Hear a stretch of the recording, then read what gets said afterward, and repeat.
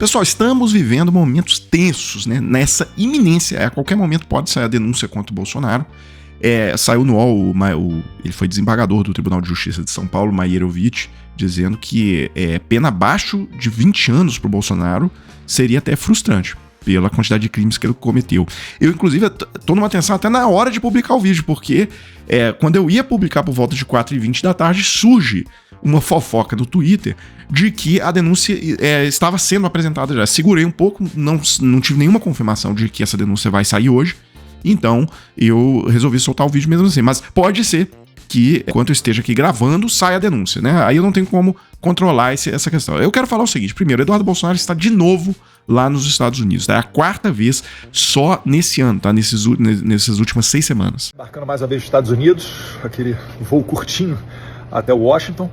Quarta-feira de tarde participo de uma mesa redonda no CIPEC e a previsão é de que sexta-feira de manhã eu faça um discurso lá. Então acompanhe, a gente vai seguir denunciando todos os casos de censura do Brasil, pedindo anistia, expondo o desgoverno atual, o atual ocupante da cadeira presidencial, falando da USAID e da interferência no Brasil.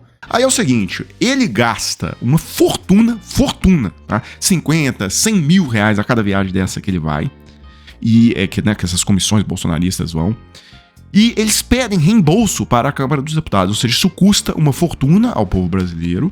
E o fato, pessoal, é que o que ele vai fazer lá? Ele vai pedir sanções contra as empresas brasileiras, contra o Brasil, né? Para gerar desemprego aqui no Brasil, para gerar...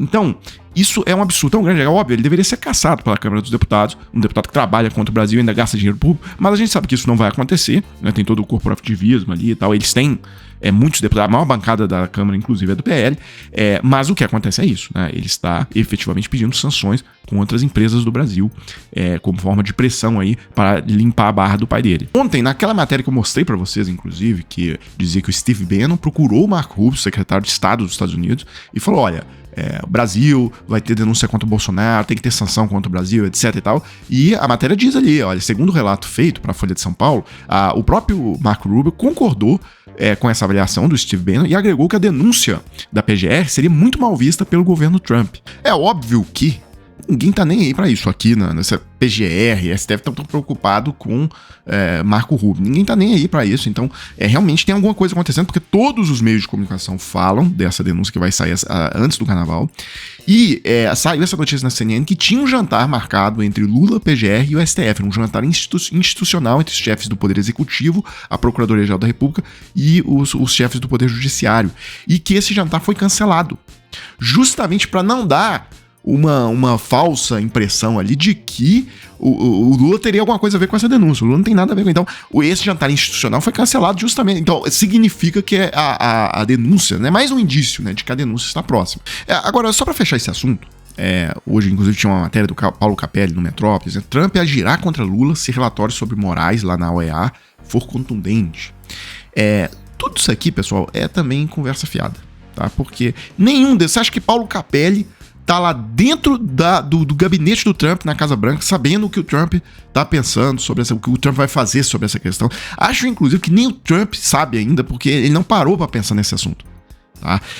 Esse assunto é uma das menores prioridades dele, e então tudo isso aqui que surge na imprensa brasileira sobre esse assunto, a verdade é que é briefing de bolsonarista, é bolsonarista que fica passando essas informações para político aqui, Eduardo Bolsonaro, Flávio Bolsonaro, passa essas informações para a imprensa reproduz, mas de certo mesmo não tem nada. Até mesmo essa questão, né, se o relatório for contundente contra Moraes.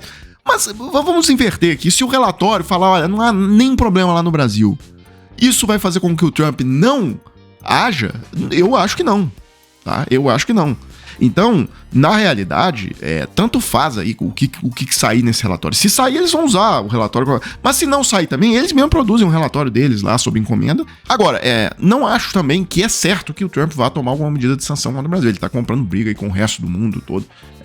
Isso vai gerar inflação nos Estados Unidos, tá? Então, vamos acompanhar essa situação, tá? Eu queria mudar para outro assunto, porque eu tô querendo, na verdade, parar de falar desse assunto do Milei, mas não param de surgir novas notícias interessantíssimas, né, sobre esse assunto. Então tá aqui, após após pedido de equipe de Milei, TV edita trecho de entrevista sobre o CryptoGate. Caso ligado ao escândalo da criptomoeda Libra, repercute entre opositores e reacende debate da relação da imprensa local com o poder.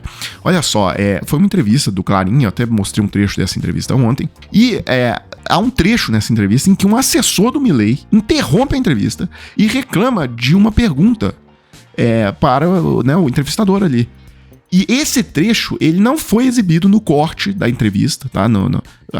Essa entrevista foi levada para televisão e nesse trecho cortado que foi para televisão não tinha esse momento. Bem, mas a transmissão que aconteceu no YouTube tinha esse momento. Posteriormente, a empresa, que é o canal Todo Notícias, que é do Grupo Clarim, apagou esse trecho também.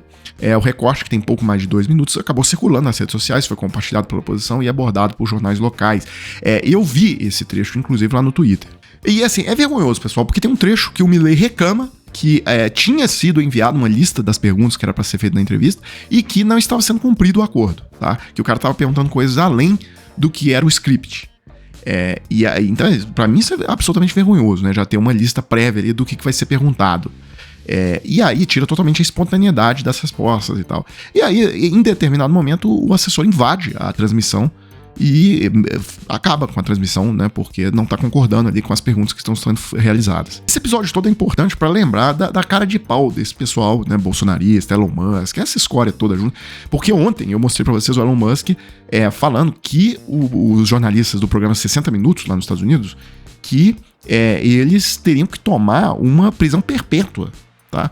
Pelo programa lá que eles fazem. Então, essa é a noção deles de liberdade de expressão. Serve quando toda essa conversa fiada sobre Alexandre de Moraes, etc. Esse é o pessoal que está propondo essa conversa. O pessoal que tentou dar golpe de Estado no Brasil, o pessoal que está implantando ditadura nos Estados Unidos, né? O pessoal que pede prisão perpétua para jornalista nos Estados Unidos, né? Esse é o pessoal, e Milei aí pedindo para que a entrevista fosse só com as perguntas já previamente agendadas. Enquanto isso, aqui no Brasil, o ditador Lula, né? Dá entrevistas difíceis, né? Sem pergunta agendada, tá? O Lula não consegue levar essas entrevistas que o Lula tá dando para essas rádios regionais. Os caras mandam só pedrada. Os caras não deixam o Lula levar a conversa pro crescimento de 3,8%, pro crescimento de 3 e tanto por cento no ano passado, pra menor taxa de desemprego da história, pro maior número de gente viajando de avião nos aeroportos, para o maior número de venda de carros da história. Nada disso. O assunto nunca vai pra esse ramo. Os apresentadores sempre vão, inflação de alimentos, Pix, é só lapada. E lá os caras querem só mamata, né? Inclusive cortam a entrevista.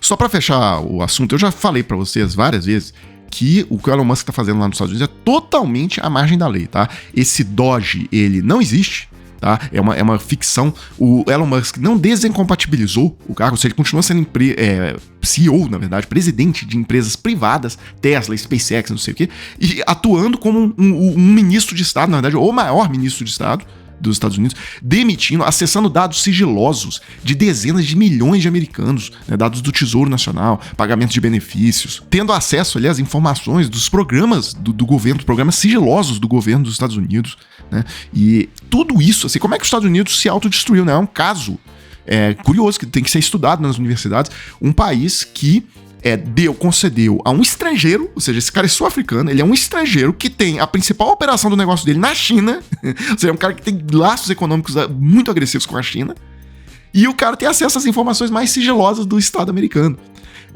Como é que o país se destruiu dessa forma, né?